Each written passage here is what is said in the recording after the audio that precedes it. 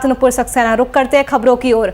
Akhil Bharatiya Congress committee corona relief task force committee के chairman Ghulam Nabi Azad ने बीते दिन वर्चुअल मीटिंग करके प्रदेश कांग्रेस कमेटी के अध्यक्ष से कोरोना को लेकर राज्य में किए गए कार्यों का जायजा लिया।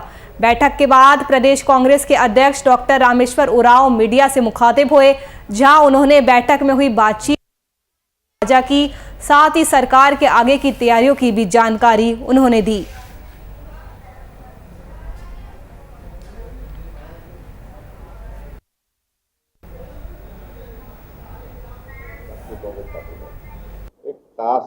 इसी पर हम लोगों से रिपोर्ट मांगा गया था। रिपोर्ट 3 घंटा पहले 4 बजे के पहले 3 बजे लगे भेज दिए।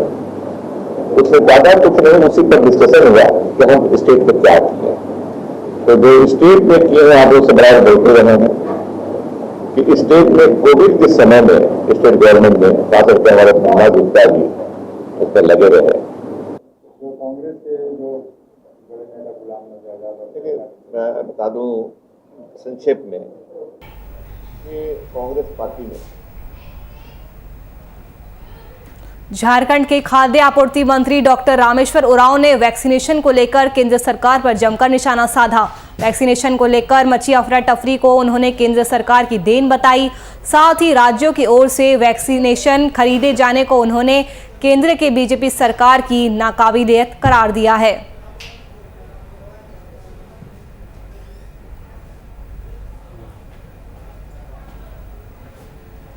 आगे टास्क 2-3 दिन के बाद मिलेगा।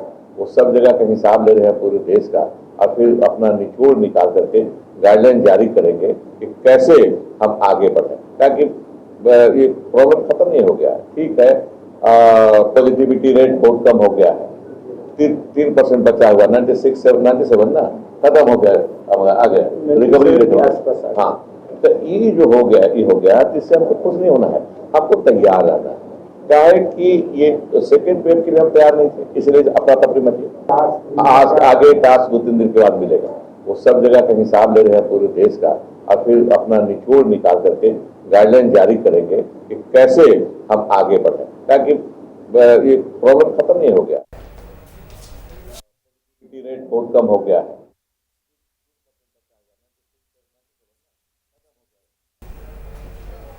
झारखंड में रोजगार सृजन को लेकर राज्य सरकार अपनी पीठ थपथपाते थक नहीं रही है।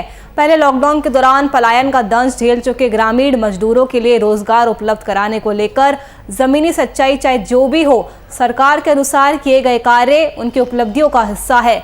झारखंड के ग्रामीण विकास मंत्री आलमगीर आलम ने मनरेगा के जरिए रोजगार उपलब्ध कराने में झारखंड अग्रणी राज्यों में गिना है। साथ ही रोजगार के लिए ग्रामीण क्षेत्रों में योजनाएं चलाए जाने की बात कही।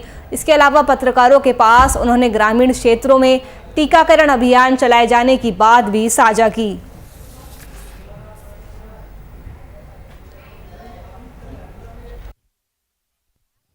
रोजा तो नहीं कहेंगे कि एक संगठन बनाकर ग्राम पंचायत में, हर एक ग्राम पंचायत में 8 से 10 आंगनवाड़ी सेंटर किसी भी पंचायत में चले जाइए, सभी आंगनवाड़ी सेंटर को एक्टिवेट किया गया। अभी हाल के दिनों में अब क्या सहायिका, सेविका, जैसे एलपीएस के सखी मंडल, मुखिया, एएनएम, ऐसे ग्रुप का 7 का समूह बनाया गया।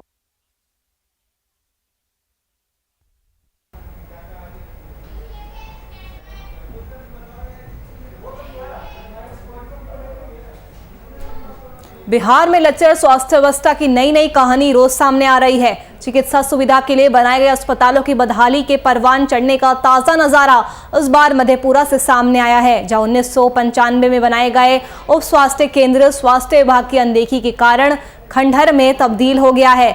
अस्पताल की बदहाली के कारण ग्रामीणों को इलाज के लिए काफी दूरी तय करनी पड़ती है, जिस कारण स्थानीय लोगों का गुस्सा विधायक चंद्रशेखर यादव पर फूट रहा है। ग्रामीणों ने अस्पताल की हालत नहीं सुधर जाने पर विधायक के खिलाफ प्रदर्शन करने की भी चेतावनी दी है।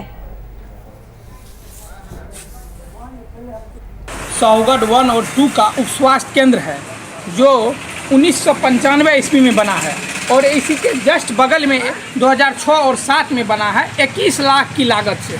21 लाख की लागत से जो भवन बना है वो भी आश्चर्य लगेगा कि मात्र 3-4 भवन बनाने में 21 लाख लग गए और वो ताला आज तक लगा हुआ है। इस कोरोना महामारी में जिस समय लोग की जान ऑक्सीजन और हॉस्पिटल में बेड के बिना बेमौत हो गई थी, उस समय में भी इस उप स्वास्थ्य केंद्र जो शहर के एकदम सटे हुए है। बिहार में सरकार की शराबबंदी के तमाम दावे खोखले साबित हो रहे हैं। राज्य के कई जिलों में सरकार की वार्निंग के बावजूद शराब की लगातार उपलब्धता हो रही है। नियमों को तार-तार किए जाने का ताजा मामला बक्सर जिले से सामने आया है, जहां सरकारी कर्मचारी गौरी शंकर नशे की हालत में लोगों को गालियां और जान से मारने की धमकी दे रहे हैं। कर्मी की धमकी देने का वीडियो तेजी से सोशल मीडिया पर वायरल हो रहा है, जिससे नगर परिषद के कर्मी की साफ रूप से पहचान हो रही है।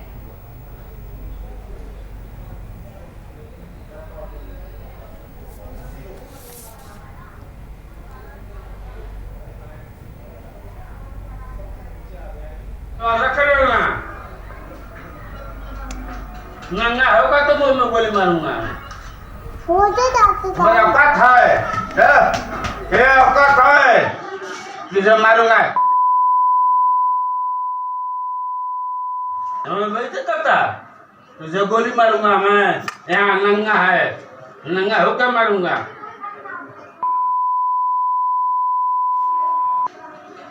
ये सवाल रख रहे हो ना, नंगा होगा तो मुंह में गोली मारूंगा। मुख्यमंत्री ग्राम संपर्क योजना के तहत सड़क निर्माण में हुए जमकर लूट खसोट का मामला सामने आया है। मोतिहारी के हां प्रखंड में हल्की बारिश से ही नवनिर्मित सड़क ध्वस्त होने के कगार पर आ गई है। आधा किलोमीटर लंबी सड़क लगभग 47 लाख की लागत से तैयार की गई है, लेकिन बाढ़ वाले इस इलाके में बारिश में ही सड़क का हाल खस्ता हो गया है। सड़क निर्माण में बढ़ती गई अनियमितता के खिलाफ ग्रामीणों का गुस्सा भी देखने को मिल रहा है।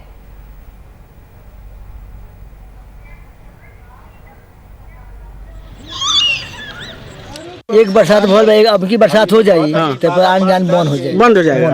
एकदम विश्वास गारंटी है आपको। लोगों तो सोचे लोग था कि कोनो जुगाड़ नहीं है, कोनो जगह नहीं है, आदमी जाई के में एक बरसात में टूट के गिर जाए, धस जाए, दहा के चल जाए, आदमी को वे हाल हुई। सरकार तो कहती है कि हम हर गली नाली पक्कीकरण कर रहे हैं। ना तो सरकार के दोष ना बा, मेरा और हमारे दोष बा।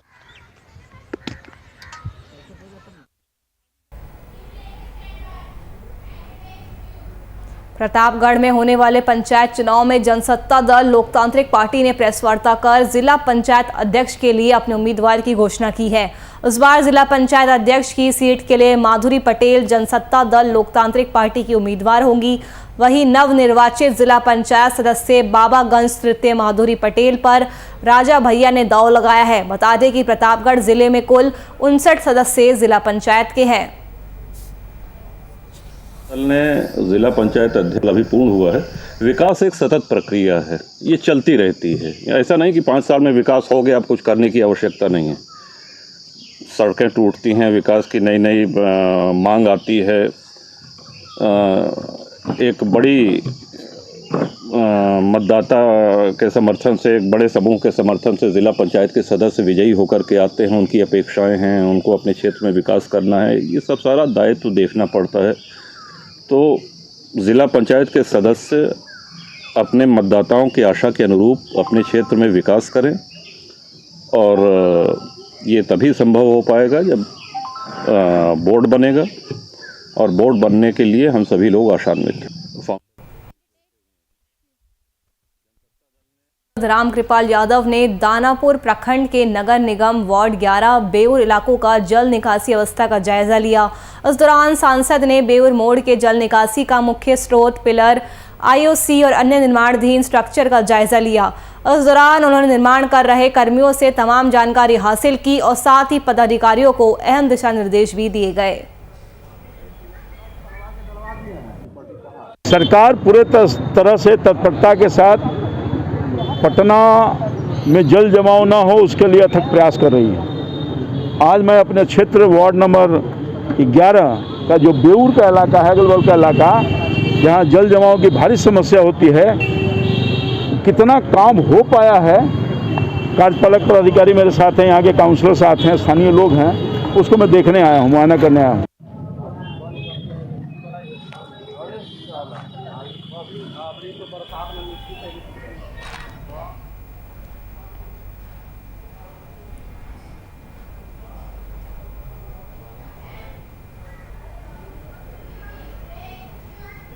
औरंगाबाद के नबीनगर ब्लॉक में स्थित ओबीपुर ग्राम में मूर्ति के प्राण प्रतिष्ठा को लेकर 7 दिवसीय यज्ञ का आह्वान किया गया है, जिसको लेकर सैकड़ों की संख्या में ग्रामीण श्रद्धालुओं ने जल यात्रा में भाग लिया।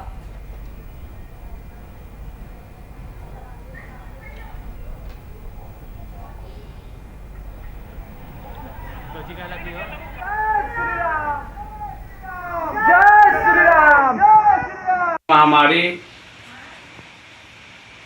से कैसे बचा जाए, कैसे संस्कार की जागृति हो सके, इसी तत्वाधान में ओबीपुर ग्राम जो बड़ेम थाना के अंतर्गत पड़ता है, वहाँ पर सरकार के गाइडलाइन का पालन कराते हुए प्राण प्रतिष्ठा के तत्वाधान में जल यात्रा का कार्य संपन्न करवाया हूँ। धाराएं पवित्र होती हुई गंगा जाती हैं, तो ये ध्यान में रखेंगे।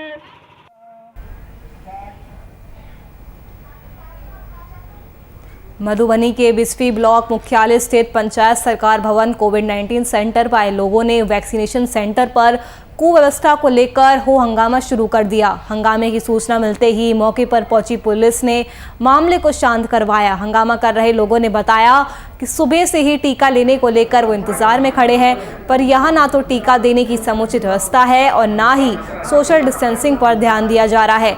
इससे तो कोरोना और फैल जाएगा।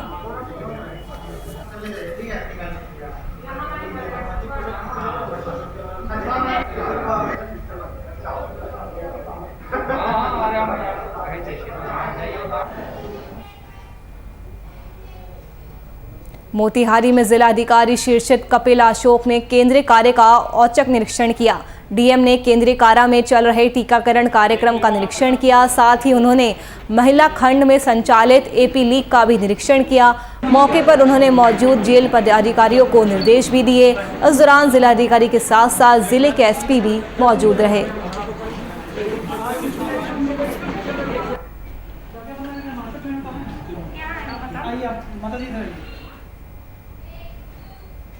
सहरसा जिले में नगर विकास विभाग की अनदेखी लोगों की परेशानियों का सबब बन रही है। सौर बाजार से सहरसा जाने वाली सड़क का हाल बेहाल होने के कारण आए दिन हादसों का खतरा बना रहता है। बारिश के कारण जर्जर सड़क पर हुए जल जमाव के कारण आए दिन लोगों को काफ़ी परेशानियों का सामना करना पड़ता है। इस बदहाल सड़क के कारण कई लोग दुर्घटनाग्रस्त भी हो गए हैं। आपको बता दें कि स्थानीय लोग रोड की मरम्मत की मांग लंबे समय से कर रहे हैं, लेकिन अब तक इस दिशा में कोई भी पहल नहीं की गई है।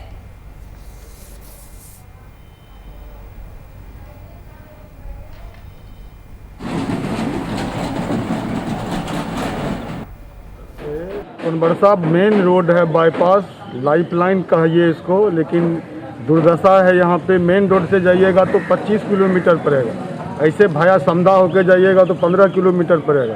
तो लोग इसी होके पसंद करते थे। आज इनका रोड का दुर्दशा है, जो 5 मिनट में सफ़र होता था आज 1 घंटा 1.5 घंटा में होता। जान माल लेके सफ़र करते हैं। बरसों से ना ही कोई प्रशासन ना कोई जनप्रतिनिधि इस पर ध्यान देते हैं। कितना वर्तमान में देखिए जा रहा है, लोग आ रहा है और दुर्घटना का शिकार हो।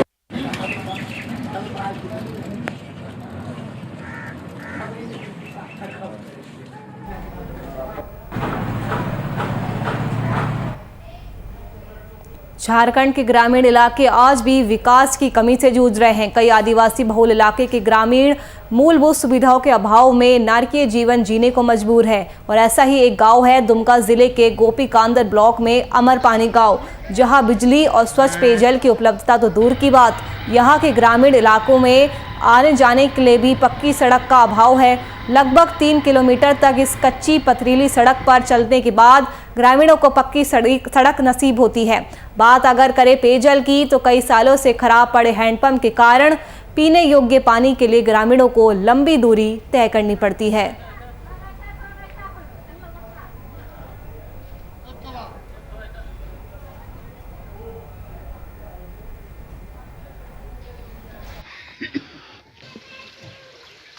हम लोग 15 साल से पहले से हम लोग पी रहे हैं अडवा का पानी। तो अभी तो कुछ नहीं है। अब चापाकल एक गो है, वो भी खराब है। पहले एक गो चापाकल था, वो भी खराब है। दोनों खराब है। और हम लोग को अभी बिग बोरिंग हमको मांग रहे हैं।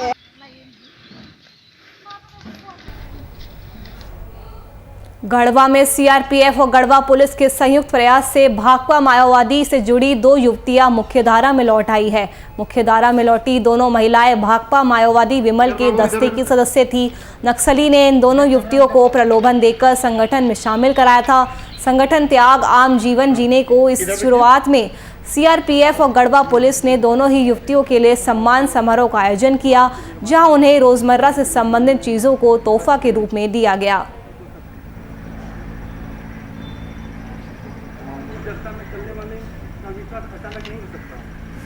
क्रम आप देख ही रहे हैं, आपके सामने जो है फ्लैक्स लगा हुआ है। नई सुबह एक कार्यक्रम है, ऐसे युवक युवतियों को समाज की मुख्य धारा में लाने का एक प्रयास है गढ़वा पुलिस और सीआरपीएफ का। और इसमें हम लोग काफ़ी दिनों से इस अभियान में लगे हुए थे। एसपी साहब की बड़ी इसमें ज़बरदस्त सहभागिता होती थी। हम लोगों ने कई सिविक एक्शन कार्यक्रम आयोजित किया, लोगों से बताया, उनसे अपील किया कि आप समाज की मुख्य धारा में आ जाएं। और सीआरपीएफ जो है वो लगातार प्रयास कर रही है सामुदायिक पुलिसिंग के तहत कि लोगों से जुड़ा जा सके, एक कॉन्फिडेंस लोगों में बिल्ड किया जा सके। उसी का आज परिणाम है कि 2 नवयुवतियाँ जो है वो नक्सल विचारधारा छोड़ के मुख्य धारा में शामिल हुई है। और क्योंकि इन नवयुवतियों ने पुलिस प्रशासन पे विश्वास जताया है, तो पुलिस और प्रशासन का भी ये दायित्व बनता था कि इनके पुनर्वास हेतु हम लोग कोई कसर नहीं छोड़े।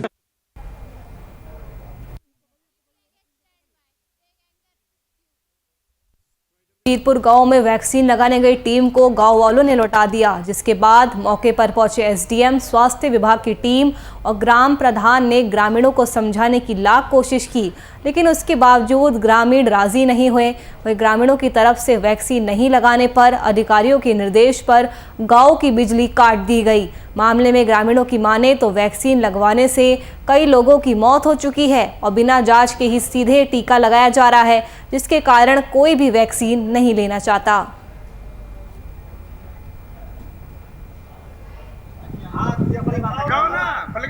हमारे क्षेत्र में ये पूर्वी वीरपुर पड़ता है। इस पूर्वी वीरपुर में 99% लोगों ने वैक्सीनेशन करवाया है। बोथ वैक्सीनेशन कराया, फर्स्ट भी एंड सेकंड स्टेप भी। अदरवाइज आफ्टर ऑल उसके बाद भी हमारी लाइट कट की गई है। हमारे बच्चे बीमार हो रहे हैं, नन्हे नन्हे बच्चे हैं, हम लोगों की तबीयत खराब हो रही है। क्या डीएम रह सकते हैं 2 मिनट बिना लाइट के? वो लाइट काट गए। उनको एक सर्वे कराना चाहिए था कि पूर्वी वीरपुर में नहीं वैक्सीनेशन हुआ है कि पश्चिमी वीरपुर में नहीं हुआ। तहसील के सौरी ब्लॉक का गांव है वीरपुर, जहां पर कल 45 साल से ऊपर वाले व्यक्तियों के लिए वैक्सीनेशन का कैंप लगाया गया था। एसडीएम छिबरामऊ स्वयं वहां पर गए थे, तो वहां पर लोगों के मन में नकारात्मकता का भाव था इसके प्रति और लोग इसका विरोध कर रहे थे। तो उनको एसडीएम के द्वारा भी ये समझाया गया है कि वैक्सीन लगाने के बाद कोई भी व्यक्ति भीड़ वाली जगह में जाएगा तो सुरक्षित रहेगा, क्योंकि हमारा सबसे पहला प्रयास है कि लोग स्वस्थ रहें और उनका जीवन, उनके परिवार का जीवन बचा रहे, कोरोना से बचे रहे।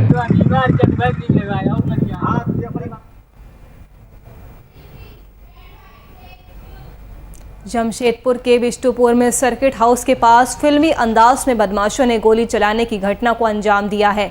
गोली चलने से किसी की भी कोई हताहत होने की खबर सामने नहीं आई। वहीं मामले की सूचना मिलते ही सिटी एसपी और अन्य पुलिस पदाधिकारियों के साथ घटनास्थल पर पहुंचे और मामले की छानबीन शुरू कर दी। इस संबंध में जानकारी देते हुए पिंटू यादव नामक युवक ने बताया कि मोटरसाइकिल पर सवार 3 बदमाश उसे टारगेट करते हुए एक के बाद एक 2 गोलियां उन्होंने दागी और गोली चलाने वाले का नाम विशाल और मनोज बताया जा रहा है। वहीं सिटी एसपी ने जल्द ही अपराधियों को गिरफ्तार करने का दावा किया है। उन्होंने बताया कि सीसीटीवी फुटेज खंगाला जा रहा है, आरोपियों की पहचान कर ली गई है और इस घटना के बाद इलाके में सनसनी फैल गई है।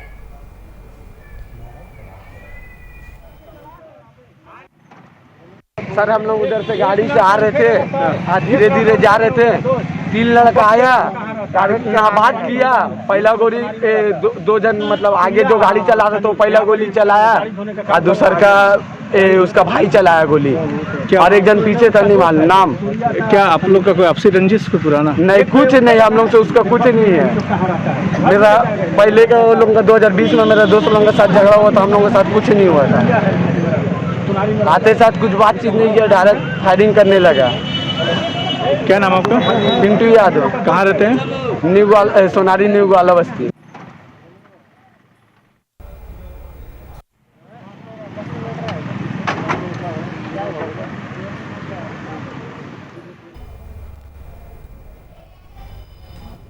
भोजपुर जिले के दोभा ओपी क्षेत्र में रिश्तों की मर्यादा को लांछित करने का एक मामला सामने आया है। युवती ने अपने ही पिता पर दुष्कर्म करने का आरोप लगाया है। उस मामले में पीड़ित युवती ने थाने में एफआईआर दर्ज कराई है। पुलिस ने महिला के बयान के आधार पर आरोपी पिता को गिरफ्तार कर लिया है और पीड़ित युवती का अस्पताल में मेडिकल जांच के लिए उसे भर्ती कराया गया है।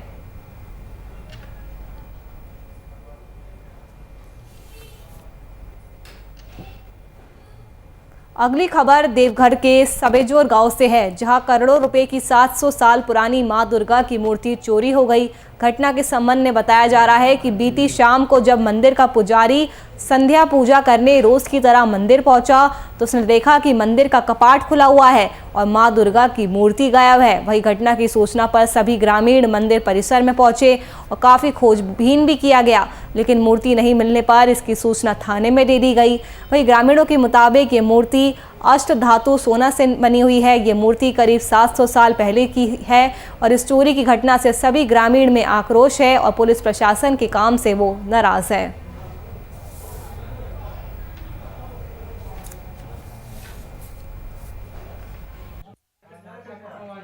बारह बजे तक मूर्ति मंदिर के पुजारी नित्यानंद तिवारी 12 बजे पूजा करके अंतिम गए हैं। उसके बाद शाम में जब वो 7 बजे संध्या पूजा के लिए आए, उसमें मूर्ति नहीं थी और तभी से खोजबीन हो रहा है, कुछ पता नहीं चल रहा है मूर्ति कौन ले गया।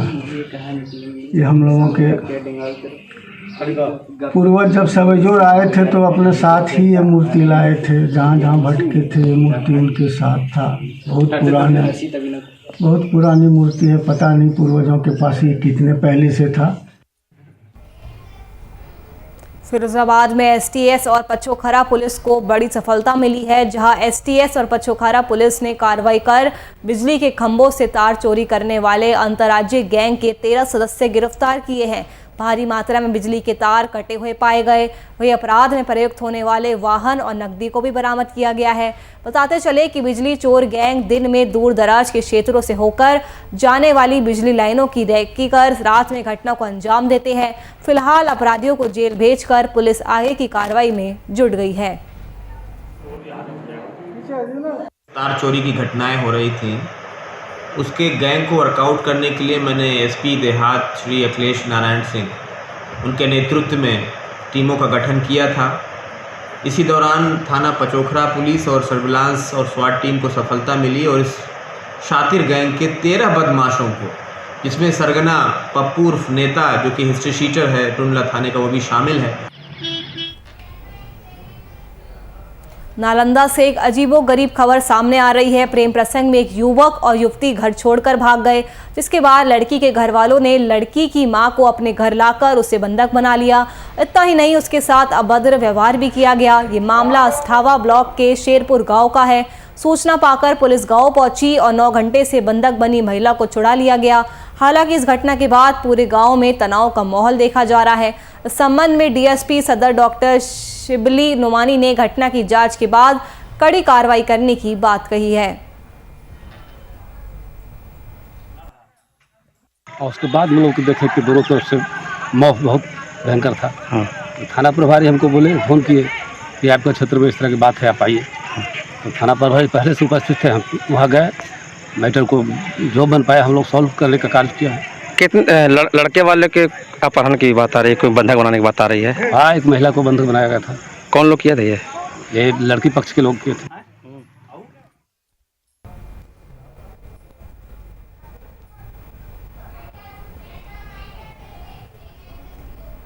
चलिए फिलहाल के लिए इस बुलेटिन में इतना ही। देश और दुनिया की तमाम खबरों के लिए आप देखते रहिए